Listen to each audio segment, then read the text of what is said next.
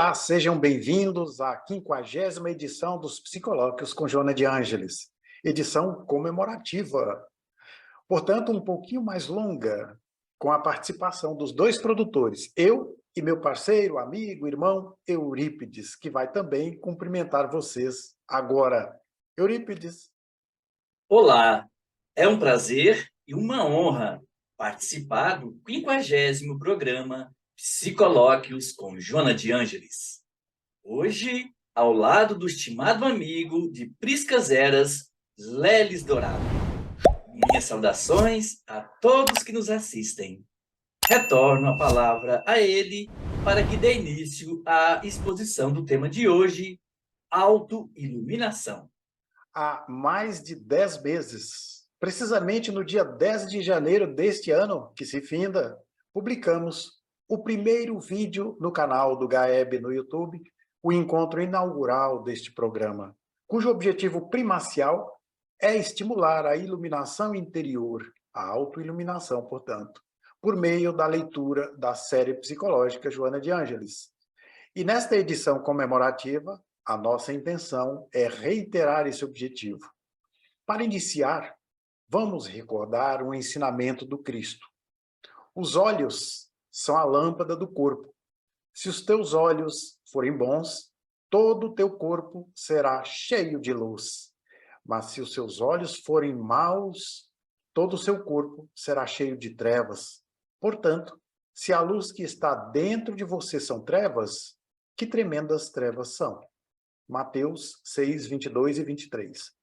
Segundo Joana de Ângeles, depois que o ser humano desenvolveu o intelecto e a razão, deu-se conta que essas conquistas não lhe bastam à existência, porque não o preenchem interiormente. No vazio existencial que o aturde, desenha-se-lhe a necessidade da autoiluminação, isto é, do autoencontro, da autorrealização. Esse fenômeno é compreensível, porque a iluminação é o vir a ser, o encontro com a realidade e a planificação íntima. Trata-se da autoiluminação para vencer a treva da ignorância. Pois não há prisão mais avassaladora do que essa. Mas com Jesus percebemos a luz no início do túnel, esse caminho que nos levará ao despertar do espírito imortal que somos. Não se trata apenas de um pequeno ponto de luz, mas de um potente farol que ilumina o caminho da evolução. Refere-se ao Evangelho de Jesus, o maior tratado de psicoterapia já visto, o legado do mestre maior, o Rabi da Galileia, apontado como o insuperável psicoterapeuta da humanidade, na concepção de Joana. Esse legado é desdobrado, do ponto de vista psicológico, na série psicológica, na sua série psicológica. Com esse poderoso farol, nossos olhos serão bons e nosso corpo será cheio de luz, como disse Jesus. Equivale dizer que o nosso processo de autoiluminação interior pode ser comparado à madrugada de um novo dia, em que a escuridão, muito lentamente, é dissipada pela chegada implacável da luz solar até seu completo esplendor. De modo análogo, à noite da consciência, as tremendas trevas, portanto, se desfazem na medida em que se fixam os valores intelecto-morais exarados pelo Cristo no Evangelho e desdobrados nas referidas obras da série psicológica. Contudo, precisamos acionar o botão da vontade, tendo em vista que após a conquista da razão, cabe-nos, seres em evolução, fazermos bom uso do livre-arbítrio. Pois, como afirma a benfeitora, sem uma vontade bem direcionada, não há vida saudável. A vontade é uma função diretamente vinculada ao eu profundo, do qual decorrem as várias expressões do comportamento, que nem sempre o ego expressa com o equilíbrio que seria desejável. A vontade é a faculdade de bem conduzir as aspirações, objetivando uma finalidade compensadora que resulte em paz íntima. Somente através da sua conscientização é que os indivíduos, nós, descobrimos as infinitas possibilidades que se encontram à nossa disposição para o processo de desenvolvimento interior, tendo em vista a autorrealização, portanto, a autoiluminação. Mas como encontrar o eu profundo? Pela meditação, que é o meio através do qual podemos conhecer, ativar e direcionar esse poder, a vontade. A psicóloga italiana Angela Maria Lasarabatà, no seu livro O Espaço Interior do Homem, afirma que a meditação é um estímulo a um processo natural de crescimento que tende, num primeiro momento, para a harmonia interior e, a seguir, para a integração com a parte mais profunda e real de nós mesmos, o si, o eu profundo, o self de Jung, o espírito na doutrina espírita, que se encontra ainda reprimido pelo ego. Ela, a meditação, nos leva gradual e docemente para a verdadeira consciência e encontra seu ponto alto quando nos permite alcançar um estado interior de liberdade, unidade, amor e luz, estável e duradouro. Na realidade, com a meditação, só favorecemos o impulso do si, do eu profundo, para atuar, para se exprimir, impulso que ignoramos ainda, do qual não temos consciência, mas que sempre está presente em nós, silencioso e incansável. Mas dia virá em que a meditação será parte natural de nós mesmos. Será um estado de consciência habitual que se integrará com a ação exterior. Ação e meditação, modalidade ativa e modalidade receptiva, vida exterior e vida interior, serão vividas como os dois polos de uma única realidade, o ser humano integrado e completo. Divaldo Franco classificou a presente definição como sendo a mais perfeita que ele já conheceu. E em outra ocasião, a benfeitora Joana de Ângeles reitera, nos sugerindo o seguinte: reserva-te uma hora calma em que estejas repousado. Invade o desconhecido país da tua mente. A princípio, reflexionando sem censurar nem julgar, como um observador equilibrado diante de acontecimentos que não pode evitar.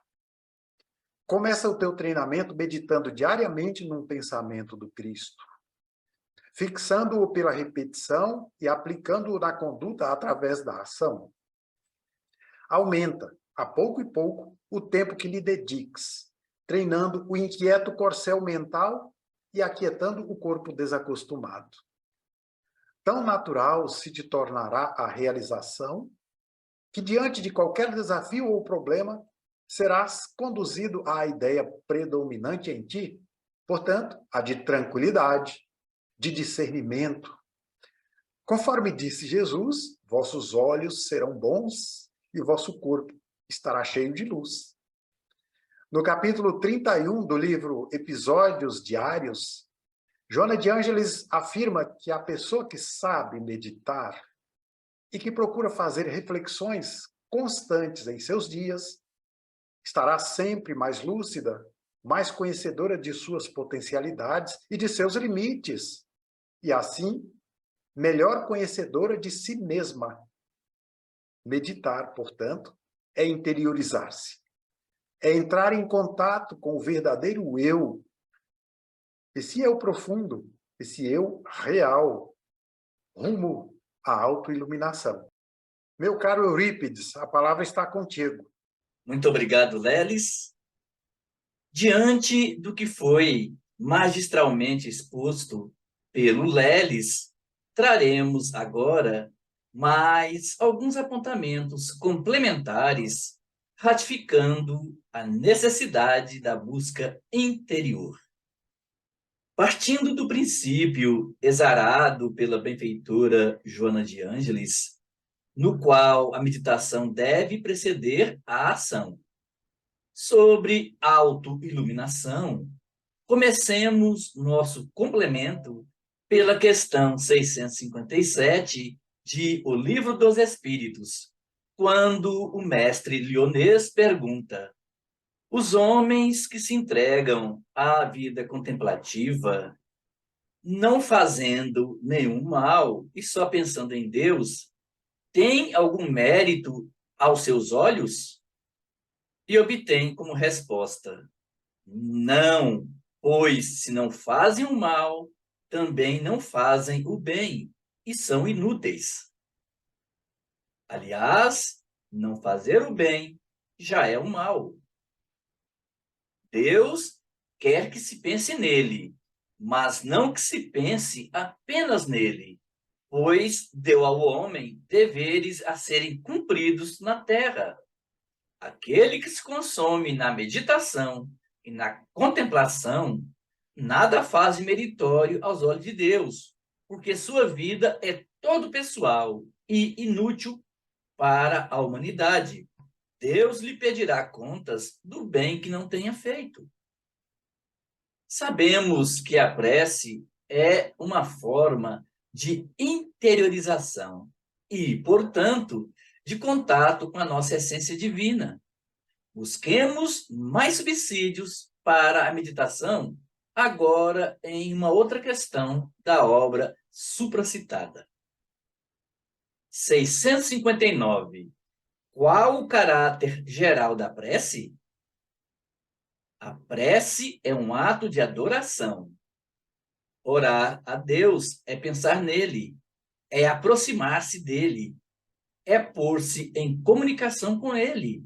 Há três coisas podemos propor-nos por meio da prece: louvar, pedir e agradecer.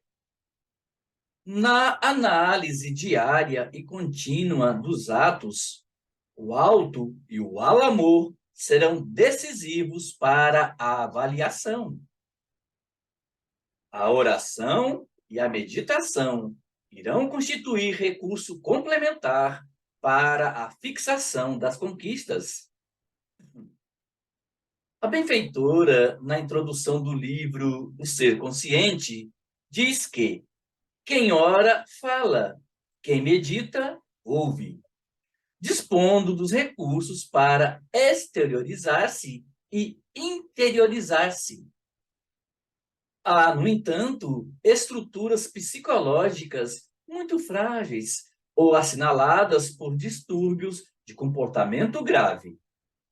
Nesses casos, urge o concurso da ciência espírita, com as terapias profundas que dispõe, e, de acordo com a intensidade do distúrbio, torna-se necessária a ajuda do psicoterapeuta, conforme a especificidade do problema, que será equacionado pela psicologia, pela psicanálise ou pela psiquiatria. Também o Espírito Emmanuel, no livro Caminho, Verdade e Vida, no capítulo 68, intitulado Na Meditação, destaca inicialmente das Escrituras Sagradas a necessidade dela, da meditação.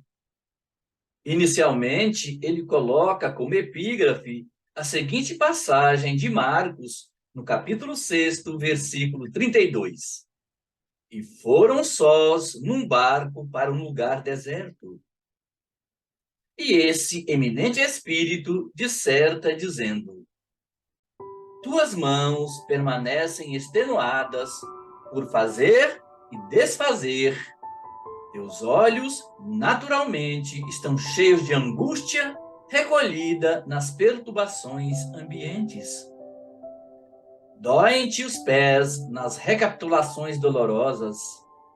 Teus sentimentos vão e vêm através de impulsos tumultuários, influenciados por 1000 pessoas diversas. Tens o coração atormentado. É natural. Nossa mente sofre sede de paz, como a terra seca tem necessidade de água fria. Vem a um lugar à parte, no país de ti mesmo, a fim de repousar um pouco.